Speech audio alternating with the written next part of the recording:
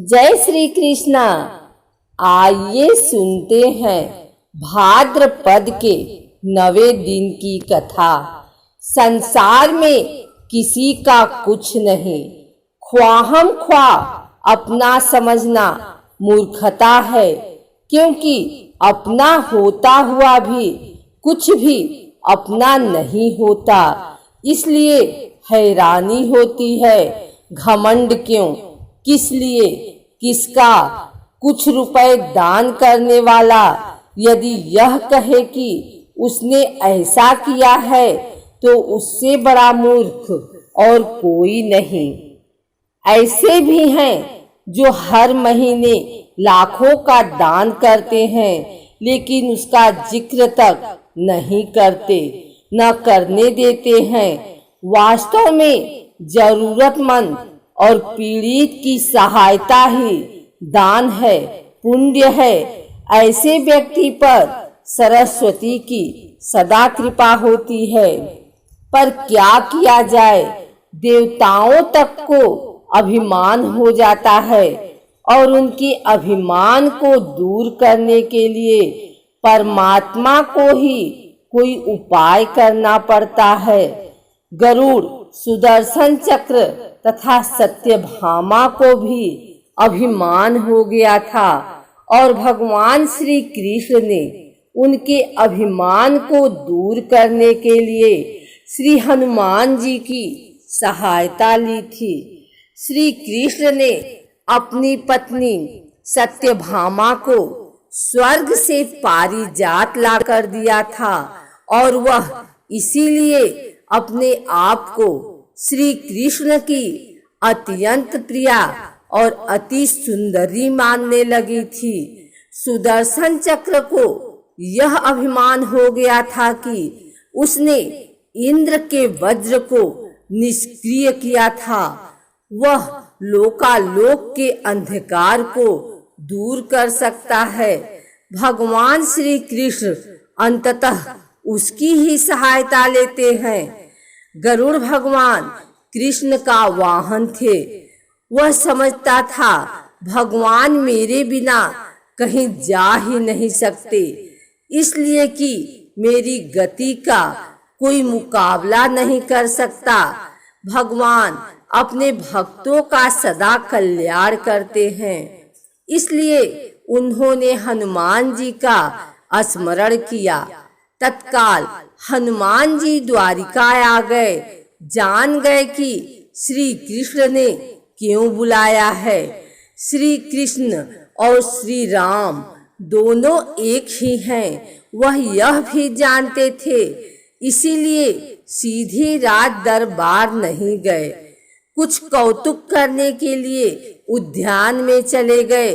वृक्षों पर लगे फल तोड़ने लगे, कुछ खाए, कुछ फेंक दिए। वृक्षों को उखाड़ फेंका, कुछ तो तोड़ डाला, बाग वीरान बना दिया। फल तोड़ना और फेंक देना हनुमान जी का मकसद नहीं था। वह तो श्री कृष्ण के संकेत से कौतुक कर रहे थे। बात श्री कृष्ण तक पहुंची। किसी बानर ने राजोद्यान को उजाड़ दिया है, कुछ किया जाए। श्री कृष्ण ने गरुड़ को बुलाया, कहा जाओ सेना ले जाओ, उस बानर को पकड़ कर लाओ। गरुड़ ने कहा प्रभु, एक मामूली बानर को पकड़ने के लिए सेना की क्या जरूरत है, मैं अकेला ही उसे मजा चखा दूंगा। कृष्ण मन ही मन मुस्कुरा दिए, जैसा तुम चाहो, लेकिन उसे रोको। जाकर वन ते गए और हनुमान जी को ललकारा, बाग क्यों उजाड़ रहे हो, फल क्यों तोड़ रहे हो, चलो तुम्हें श्री कृष्ण बुला रहे हैं। हनुमान जी ने कहा मैं किसी कृष्ण को नहीं जानता, मैं तो श्री राम का सेवक हूँ, जाओ कह दो मैं नहीं आऊंगा। गरुड़ क्रोधित होकर बोला तुम नहीं चलोगे तो मैं तुम्हें पकड़ कर ले जाऊंगा। हनुमान जी ने कोई उत्तर नहीं दिया।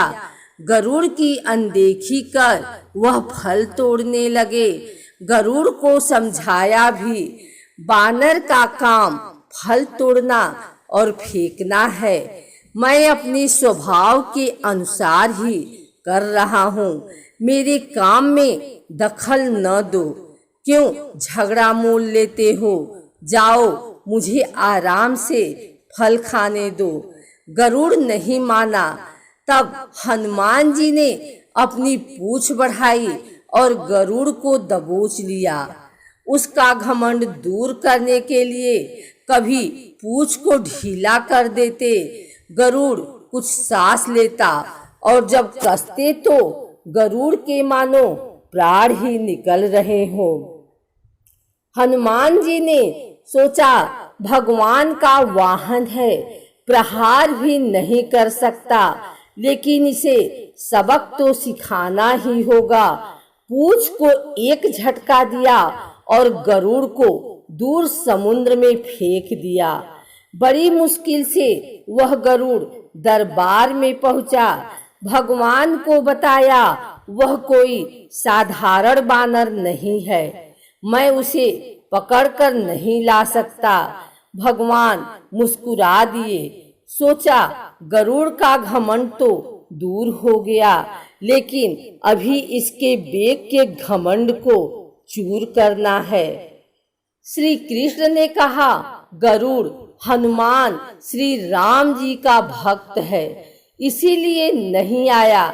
यदि तुम कहते कि श्री राम ने बुलाया है तो फौरन भागे चले आते।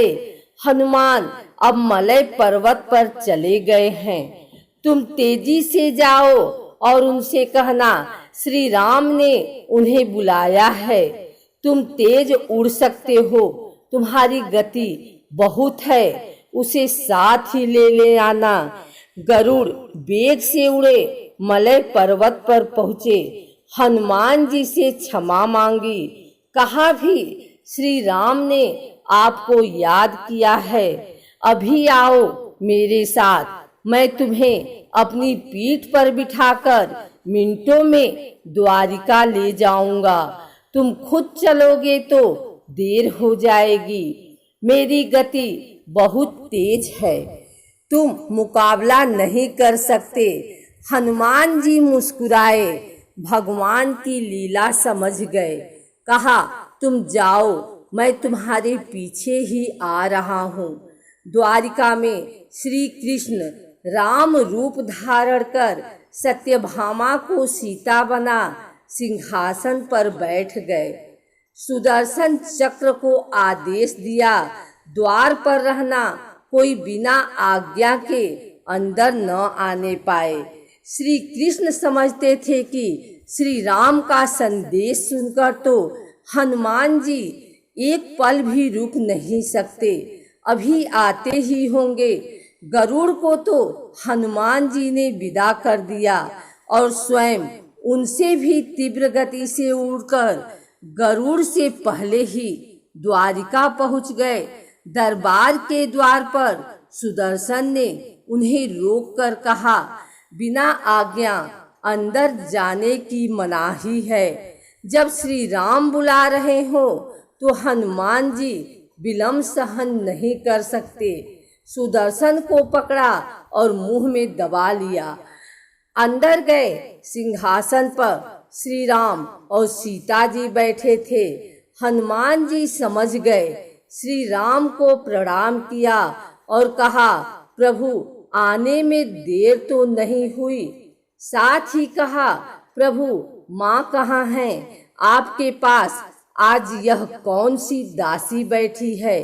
सत्यभामा ने सुना तो लज्जित हुई, क्योंकि वह समझती थी कि कृष्ण द्वारा पारिजात लाकर दिए जाने से वह सबसे सुंदर स्त्री बन गई है। सत्यभामा का घमंड चूर हो गया। उसी समय गरुड़ तेज गति से उड़ने के कारण हाँफते हुए दरबार में पहुंचा। सांस फूल रही थी, थके हुए से लग रहे थे और हनुमान जी को दरबार में देखकर तो वह चकित हो गए। मेरी गति से भी तेज गति से हनुमान जी दरबार में पहुंच गए। लज्जा से पानी पानी हो गए। गरुड़ के बल का और तेज गति से उड़ने का घमंड चूर हो गया। श्री राम ने पूछा, हनुमान तुम अंदर कैसे आ गए? किसी ने रोका नहीं? रोका था भगवान सुदर्शन ने। मैंने सोचा आपके दर्शनों में विलंब होगा, इसलिए उससे उलझा नहीं। उसे मैंने अपने मुंह में दबा लिया था। और यह कहकर हनुमान जी ने मुंह से सुदर्शन चक्र को निकालकर प्रभु के चरणों में डाल दिया। तीनों के घमंड चूर हो गए। श्री कृष्ण यही चाहते थे। श्री कृष्ण ने हनुमान जी को गले लगाया। हृदय से हृदय की बात हुई और उन्हें विदा कर दिया। परमात्मा अपने भक्तों में, अपने निकटस्थों में अभिमान रहने नहीं देते। श्री कृष्ण सत्यभामा, गरुड़ और सुदर्शन चक्र का घमंड दूर न करते तो परमात्मा के निकट रह नहीं सकते थे। और परमात्मा के निकट रह वही सकता है जो मैं और मेरे से रहित है। श्री राम से जुड़े व्यक्ति में कभी अभिमान हो ही नहीं सकता। न श्री राम में अभिमान था, न उनके भक्त हनुमान में। न श्री राम ने कहा कि मैंने किया है और न हनुमान जी ने ही कहा कि मैंने किया है। इसलिए दोनों एक हो गए, न अलग थे न अलग रहे।